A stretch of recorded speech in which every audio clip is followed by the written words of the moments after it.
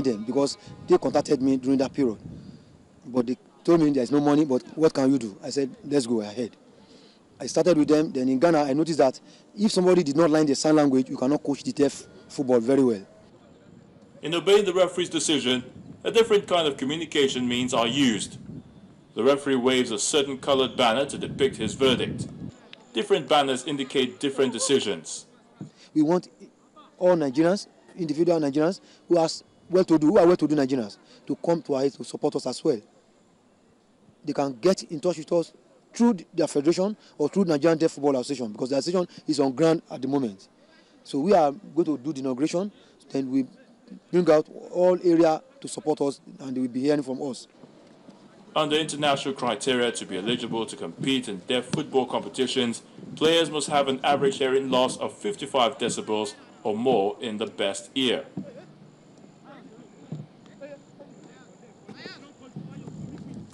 All players competing in deaf matches must also remove all hearing aids before competing, which can affect balance.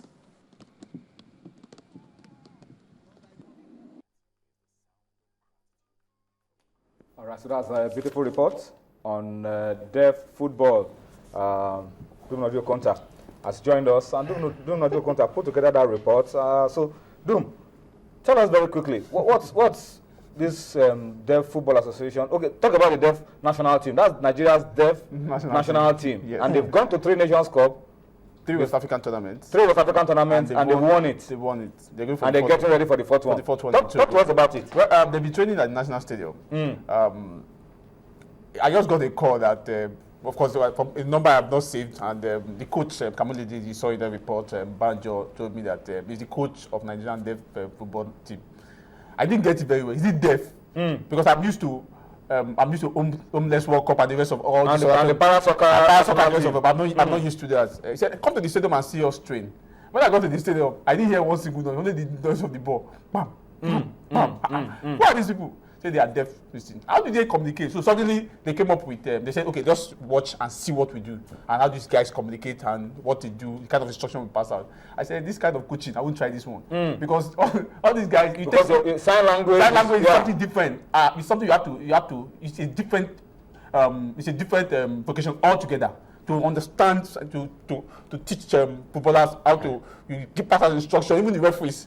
Giving out when you put up a blue flag, you know this one is kick off. You put on the red banner, you know this is throwing, and they have to see those banners because these are people that if they don't see those banners, they will keep playing. They will play on. So I think we, as he said, we just have to encourage some other sports. If we can have para soccer, if we can have some other, why can't we involve these things at the lowest level in the National Sport Festival? Let's see how far we can go with it.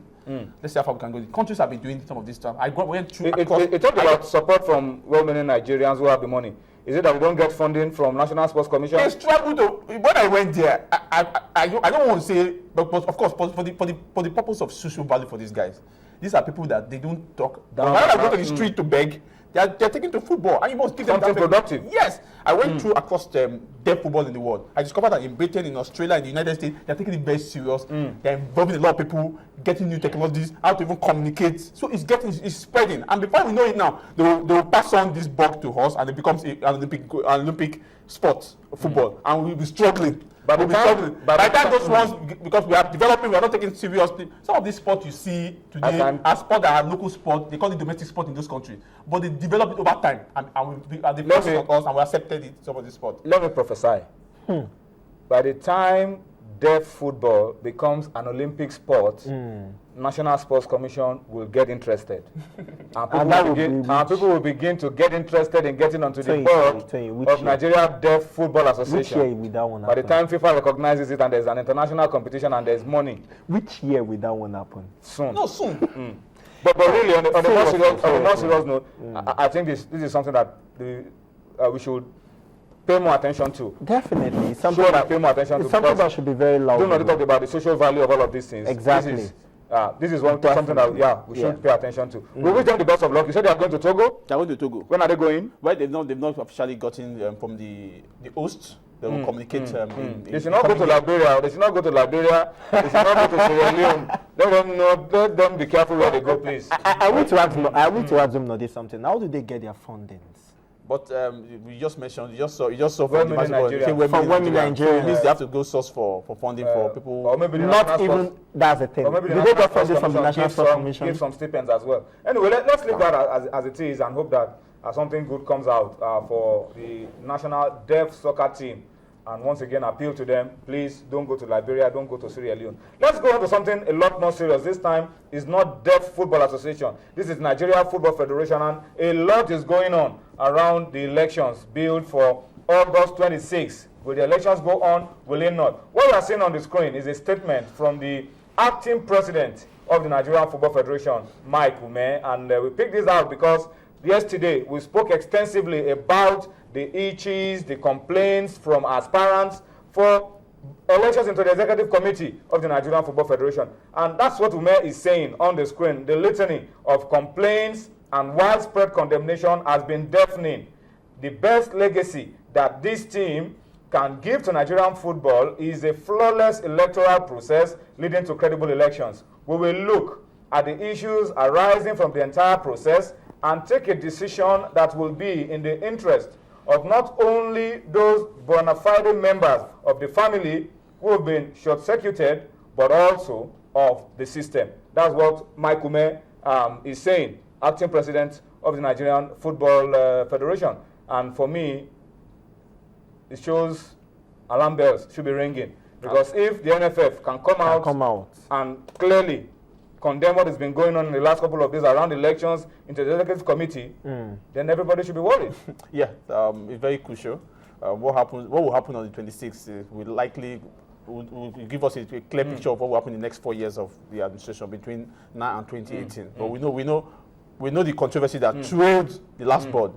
All right, let's still talking about the elections and the state of Nigerian football. We are being joined now on Sports Tonight by respected CAF General Coordinator and a respected voice of football in Nigeria, Paul Bassi. He joins us on Sports Tonight. Paul Bassi, thank you for joining us once again on Sports Tonight. It looks like we always call you when there's trouble. But what can you say about the elections, forms not available, people cannot buy the forms?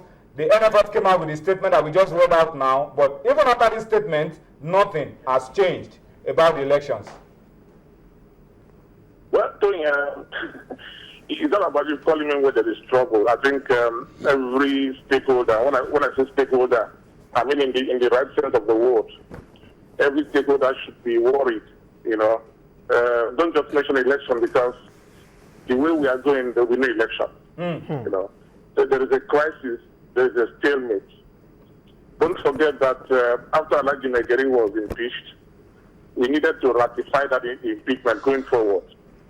Before the elective Congress, we needed to ratify what the executive committee had done. That has not been done till now. So the way out is to have, I don't know what to call it, a strong Congress before going into elective Congress on the 26th. But what has happened since then makes us to believe that that may not be ratified, and at the same time, we may not have an elective Congress. So that is where we are. There's so much problem in the land, all because certain people somewhere decided to take laws into their own hands. Football is ruled by statutes. Football has its own rules and regulations that you have to follow. But suddenly, we woke up like a country that does not know anything about football. There was pandemonium. We ran head skelter, jumped into a plane. We're going to consult with FIFA Brazil. That is where we are now. That's what we are now doing. There's a lot of problem. There's a stalemate. A week ago, the executive committee came out to say that, look, this is the body that is going to run elections for us, electoral committee. So we're going to drop people from that committee. And then suddenly, the same body that set up this committee is coming to say that that committee is not being fair. And next thing we're going to hear that committee has either been suspended or disbanded. There's problem to it, and we need to worry. I mean, as someone who has seen this happen in some other different parts of Africa particularly, what happens if we do not do elections on the 26th of August and the tenure of this NFF board expires? What happens?